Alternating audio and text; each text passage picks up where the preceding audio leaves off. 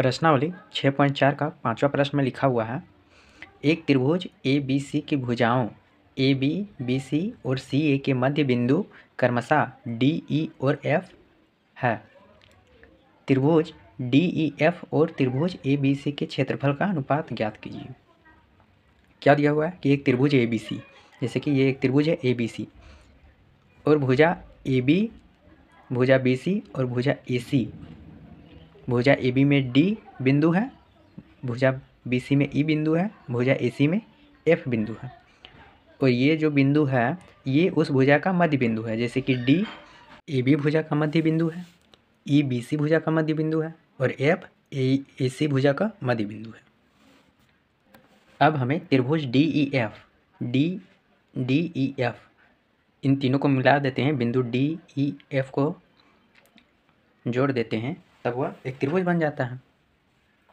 और D E F और त्रिभुज ए बी सी के क्षेत्रफलों का अनुपात ज्ञात कीजिए। इन दोनों त्रिभुज का अनुपात ज्ञात करना है। सबसे पहले लिख लेना है जो दिया हुआ है, दिया है त्रिभुज ए बी सी की भुजाओं ए बी सी और सी ए के मध्य बिंदु क्रमशः डी ई और एफ है। ज्ञात करना है, अनुपात ज्ञात करना है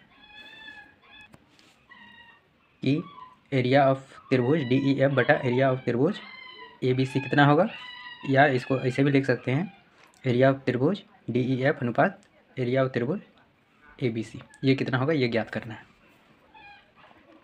हम एरिया ऑफ त्रिभुज डी ई एफ बटा एरिया ऑफ त्रिभुज A B C equal to उसके संगत भुजाओं के अनुपात के वर्गों का, यानी कि इन दोनों त्रिभुज के संगत भुजाओं के वर्गों का अनुपात तभी लिख सकते हैं जब इन दोनों त्रिभुज को डी ई एफ और ए बी सी दोनों त्रिभुज को हम समरूप कर लेते हैं, तब हम इक्वल टू में लिख सकते हैं इन दोनों त्रिभुज के संगत भुजाओं के वर्गों का अनुपात। प्रमाण, अब इसको सिद्ध करने के लिए हम प्रमाण क्या दे देंगे, प्रमाण मध्य बिंदु प्रमेय से। पिछले कक्षाओं में 9वीं कक्षा में आप लोगों ने मध्य बिंदु प्रमेय पढ़ा था। इसमें क्या पढ़ा था आप लोगों ने, क्या पढ़ा था इसमें कि त्रिभुज के दो भुजा के मध्य बिंदु को यदि मिला देते हैं, जैसे कि ये त्रिभुज है, त्रिभुज में दो भुजा के मध्य बिंदु को मिला देते हैं, जैसे ए बी और ए सी के मध्य बिंदु डी एफ को मिला देते हैं, तो ये बन गया। जो लाइन बनता है मिलाने पर वह तीसरी भुजा के समांतर होता है और लंबाई में उसका आधा होता है। जैसे तीसरी भुजा जो बच गया वो कौन सा भुजा बच गया, बी सी, या बी सी के समांतर होगा और इसका आधा होगा, इस बी सी का डी एफ आधा होगा। इसी प्रकार डी ई ए सी के समांतर होगा और डी ई ए सी का आधा होगा। इसी प्रकार ई एफ ए बी के समांतर होगा और ई एफ ए बी का आधा होगा।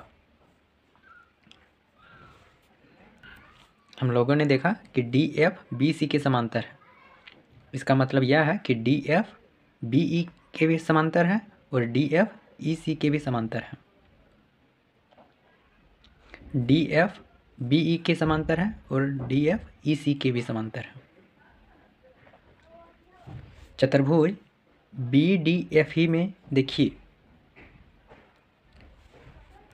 यहाँ पे हम देखते हैं कि डी एफ बी ई के समांतर है और ये भी मिल जाता है कि ई एफ बी डी के समांतर है।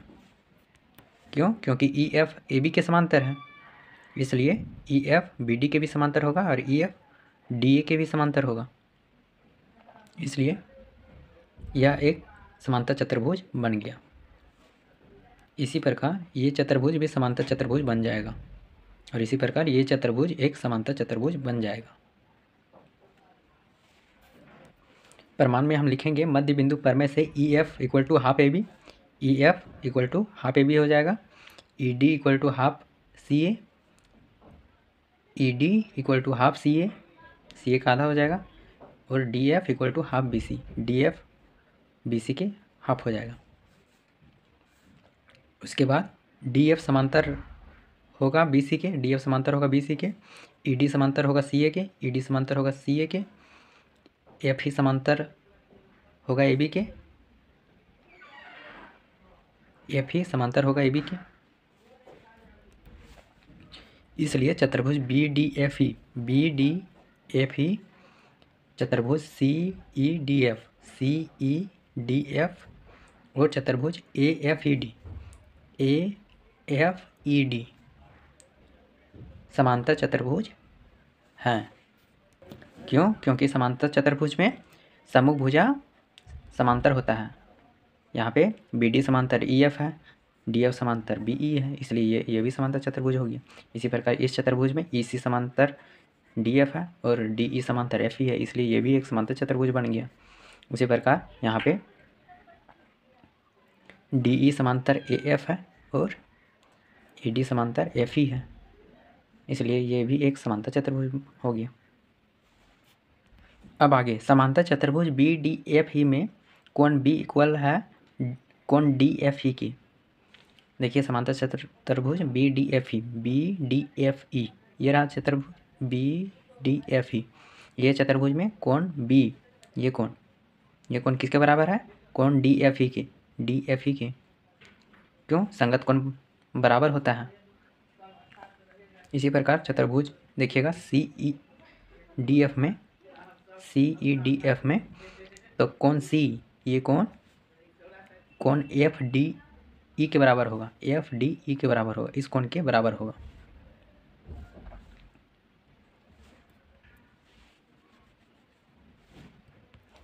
अब देखिए त्रिभुज ए बी सी में और त्रिभुज डी ई एफ में। त्रिभुज ए बी सी का एक कोण त्रिभुज डी ई एफ के ई कोण के बराबर है और त्रिभुज ए बी सी में त्रिभुज ए बी सी का बी कोण इस कोण के बराबर है और त्रिभुज सी का ये कोण इस कोण के बराबर है। यानी कि एंगल से ये दोनों त्रिभुज एक दूसरे के समरूप हो गए हैं। वही चीज़ लिखना है। यहाँ पे समांतर चतुर्भुज बी डी एफ ई में कोण बी इक्वल टू कोण डी एफ ई आया था। यहाँ तक हम देख चुके थे समांतर चतुर्भुज के सम्मुख कोण से। इसी प्रकार समांतर चतुर्भुज सी ई डी एफ में हम लोगों ने देखा कि कोण सी बराबर है कोण एफ डी ई के और समांतर चतुर्भुज ए एफ ई डी में कोण ए बराबर है कोण डी ई एफ के। अब त्रिभुज डी ई एफ और त्रिभुज ए बी सी में कोण D F E equal to कोण ए बी सी हो जाएगा और कोण F D E equal to कोण बी सी ए हो जाएगा और कोण D F E equal to कोण सी ए बी हो जाएगा। ये सब कहाँ से आया? ये समीकरण 1 से आया, ये समीकरण 2 से आया और ये समीकरण 3 से आया। समीकरण 1 कौन सा है? ये समीकरण 1 हो गया, ये समीकरण 2 हो गया और ये समीकरण 3 हो गया। इसी से ये वाला आया है। यहाँ लिख देंगे समीकरण 1 से, यहाँ समीकरण 2 से, यहाँ लिख देंगे समीकरण 3 से। कोण बी को कोण ए बी सी लिख सकते हैं, कोण सी को कोण बी सी ए लिख सकते हैं और कोण सी को कोण ए को कोण सी ए बी लिख सकते हैं। जैसे कि यहाँ पे कोण बी है तो कोण बी को कोण बी लिखिए या कोण सी बी ए लिखिए, सी ए बी लिखिए, वही कोण आ रहा है।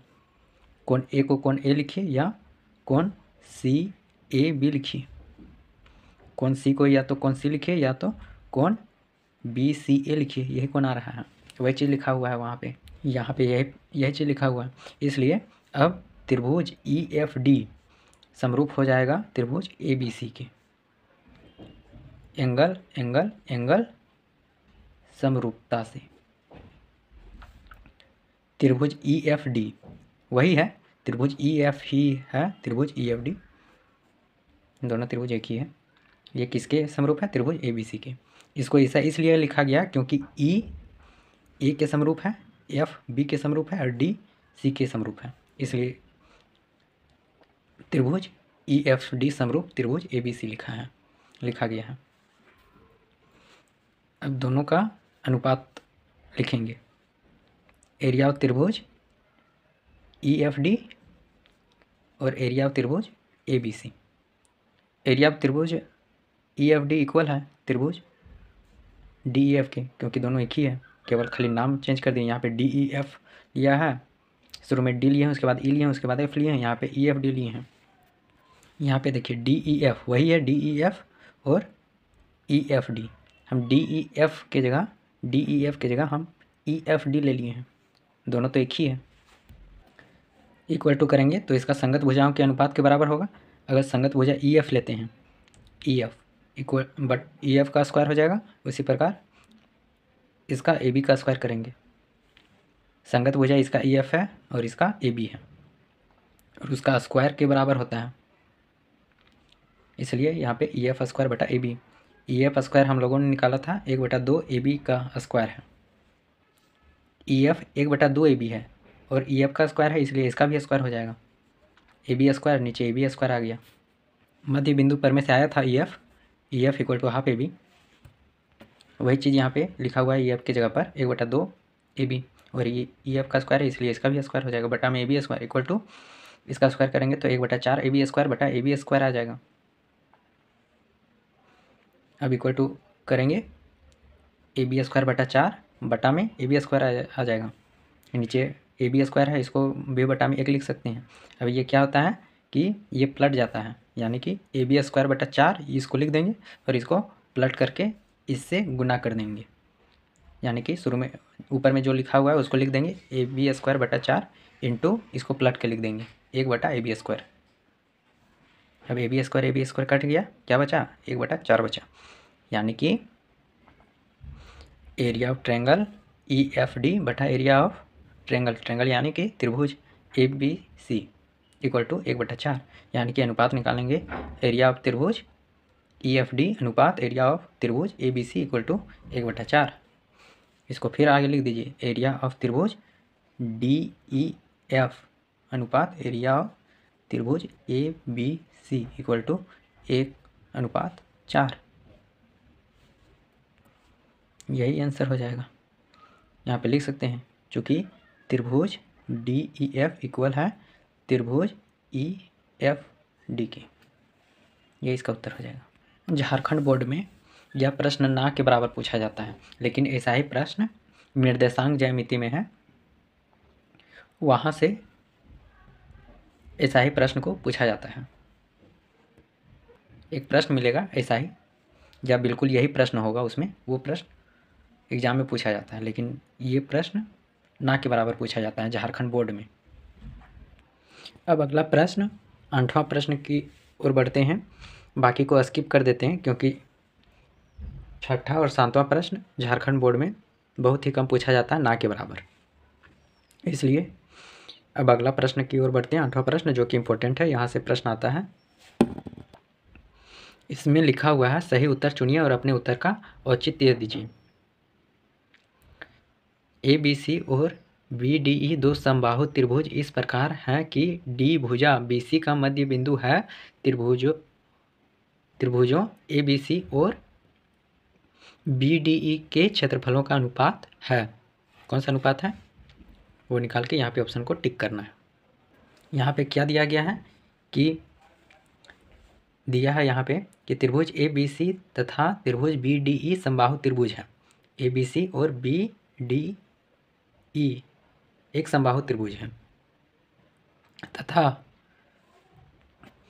D BC का मध्य बिंदु है। ये D जो है वो BC का मध्य बिंदु है, यानी कि BD BC का आधा है, अर्थात BD equal to half BC। अब यहाँ से हम BC निकालेंगे तो BC इक्वल टू क्या आ जाएगा, BC इक्वल टू 2BD आ जाएगा।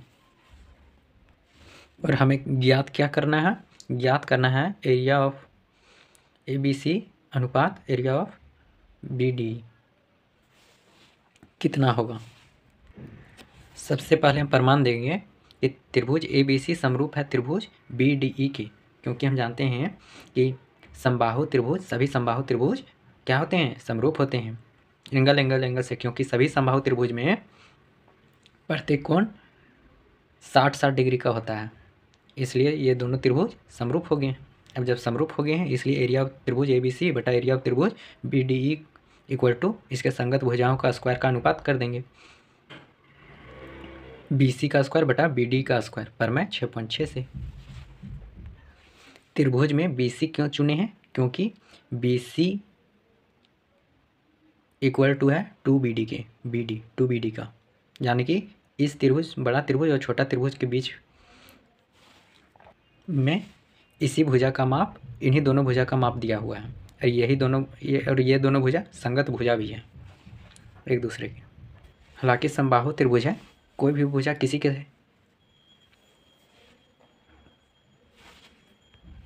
समानुपाती हो सकता है। BC बटा BD ना लेके हम ED भी लिख सकते थे, BE भी लिख सकते थे, लेकिन अगर वो लिखते हैं तब इसका मान क्या बैठाते हैं? जैसे अगर D लेते हैं तो D का क्या मान बैठाते हैं, B लेते हैं तो B का क्या मान बैठाते हैं। उसी प्रकार ऊपर में BC नहीं लेते हैं तब हम क्या मान बैठाते हैं। इसलिए हम लोगों ने BC स्क्वायर बटा BD स्क्वायर किया है। अब आगे इसको आगे लिखते हैं। BC किसके इक्वल था? 2BD के, यानी कि ऊपर में BC स्क्वायर है, यानी कि 2BD का स्क्वायर हो जाएगा, बटा में BD स्क्वायर ही रहेगा। BD इसके बाद इसको आगे बढ़ाएंगे, 4BD स्क्वायर आ जाएगा। 2BD का स्क्वायर करेंगे तो कितना आएगा? 4BD स्क्वायर बटा में BD स्क्वायर, ऊपर नीचे BD स्क्वायर कट गया, क्या बचा? इक्वल टू 4/1, यानी कि एरिया ABC का अनुपात एरिया BDE का कितना आ गया? 4:1। यही इसका उत्तर हो जाएगा, यानी कि C वाला ऑप्शन सही हो जाएगा। अब अगला प्रश्न है, दो समरूप त्रिभुजों की भुजाएं 4:9 के अनुपात में है, इन त्रिभुजों के क्षेत्रफलों का अनुपात है, क्या होगा? समरूप त्रिभुजों की भुजाओं का अनुपात दिया हुआ है 4:9, तो क्षेत्रफलों का अनुपात हो जाएगा क्या? क्षेत्रफलों का अनुपात होता है उसके भुजाओं का स्क्वायर का अनुपात होता है, यानी कि हम लिखेंगे प्रमेय 6.6 के अनुसार दो समरूप त्रिभुजों के क्षेत्रफलों का अनुपात संगत भुजाओं के वर्गों के अनुपात के बराबर होता है। इसलिए त्रिभुज के क्षेत्रफलों का अनुपात क्या हो जाएगा? इसके संगत भुजाओं के वर्ग का अनुपात, जो कि दिया हुआ है 4:9, यानी कि 4 का स्क्वायर अनुपात 9 का स्क्वायर इक्वल टू 16:81, यानी कि D वाला ऑप्शन सही हो जाएगा। उम्मीद है सारा प्रश्न आपको समझ में आया होगा। अब मिलेंगे अगले वीडियो में।